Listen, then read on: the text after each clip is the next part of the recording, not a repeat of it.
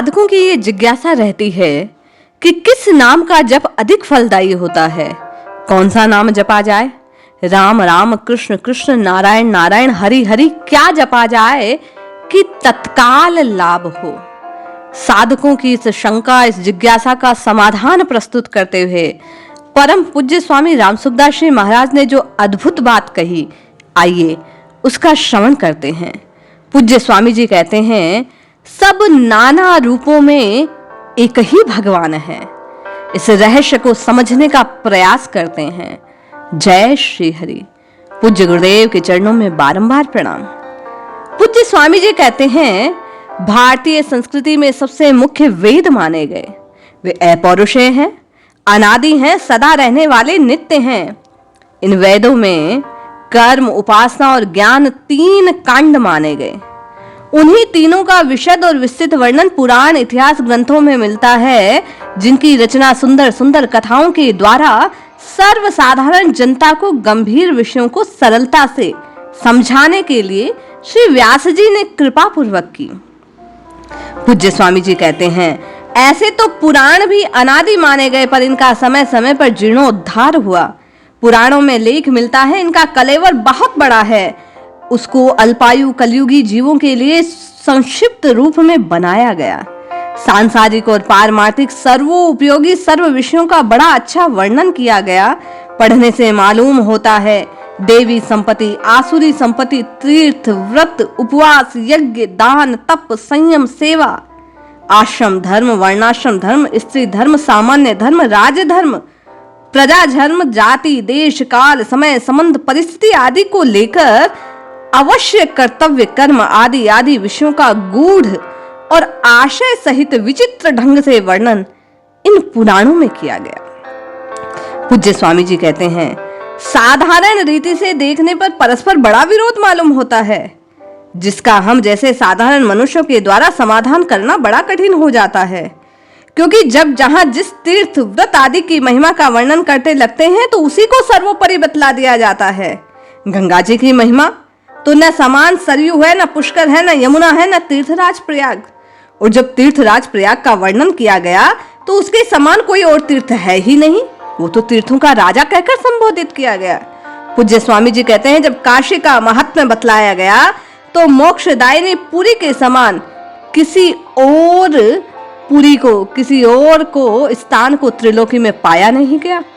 साक्षात भगवान शंकर के त्रिशूल पर बसी है ये काशी नगरी। ऐसे ही कार्तिक महात्म्य में, वैशाख महात्म्य में, मार्गशीर्ष महात्म्य में, एकादशी आदि व्रतों की नाना प्रकार के कथनों से महत्व को बतलाया गया। कहीं कहीं ऐसा लगता है कि तीर्थ यात्रा का फल साधारण है, व्रत का विशेष। व्रत में इंद्रिय संयम से भजन चिंतन, प्रभु के स्वरूप का ध्यान और सबसे अधिक तो भगवत प्रेम का महत्व बतलाया गया।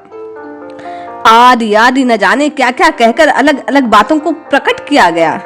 पूज्य स्वामी जी कहते हैं, इसका समाधान मेरी धारणा में यह है कि पूर्व का वर्णन निष्ठा की दृष्टि से है, दूसरा वर्णन वस्तु तत्व की दृष्टि से है, अतः इसमें कोई विरोध है नहीं। निष्ठा का तात्पर्य है मनुष्य विशेष की किसी इष्ट पर हृदय की हृदय धारणा, दृढ़ रूप से किसी को मान लेना। उस धारणा को अत्यधिक दृढ़ करने के लिए पहला वर्णन, इससे हृदय प्रदान साधक की वृत्ति सब ओर से हट जाती है और अनन्य भावना से सर्वोपरि उसी को जानकर उसका ध्यान, गान, जप किया जाता है।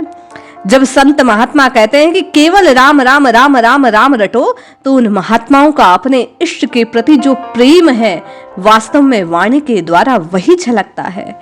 जब कोई कहता है कि कृष्ण तत्व ही सर्व कुछ है, तो वह सर्वोपरि अनन्य भाव से कृष्ण के प्रेमी हैं, उनके हृदय का भाव है।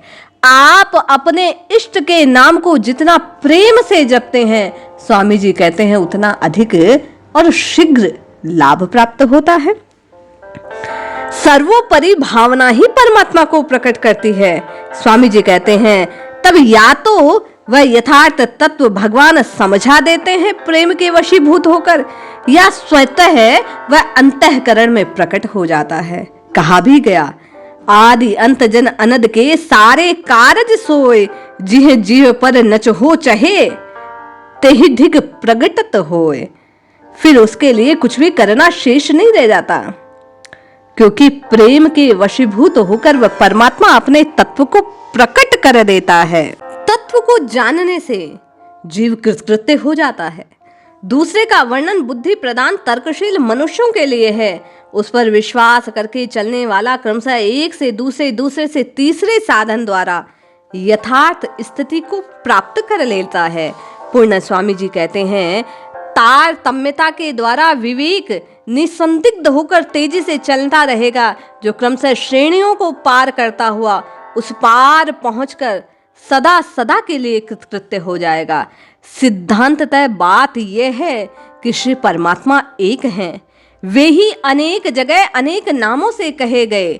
वे अनेक जगह अनेक रूपों में रहते हुए हर एक जगह परिपूर्ण हैं, पूर्णत्व को प्राप्त हैं। जो उनको जिस भावना से, जिस रूप से, जिस प्रकार चाहता है, वह वैसे ही उनको प्राप्त कर लेता है, क्योंकि वे वैसे ही हो जाते हैं। स्वामी जी कहते हैं, भगवान ने गीता में कहा कि जो मुझे जिस भाव से ध्याता है वैसे ही प्राप्त कर लेता है।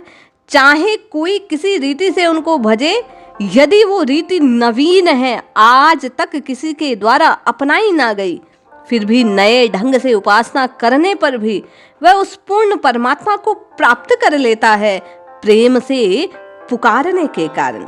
स्वामी जी कहते हैं, जो कनक, कामिनी, आराम, मान, सम्मान, कीर्ति आदि लोक परलोक की भोग सामग्रियों का त्याग करता है, किसी भी नाशवान पदार्थ को नहीं चाहता, सच्ची हार्दिक लगन से सर्वोत्तम परम पुरुष उस पुरुषोत्तम भगवान को चाहता है, ऐसे साधक से मिले बिना आखिर कब तक वो रह पाएंगे।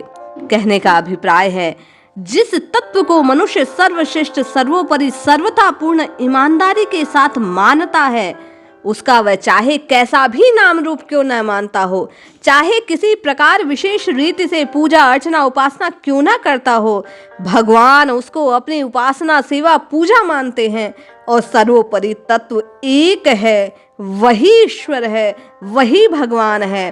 साधक की समझ में भूल हो सकती है, परंतु भगवान के यहाँ भूल है नहीं। वे एकमात्र भाव को देखते हैं। आप चाहे जैसे, चाहे जिस नाम से, बस अनन्य प्रेम से, प्रेम पूर्वक स्मरण करते रहें, परमात्मा की प्राप्ति अवश्य होगी।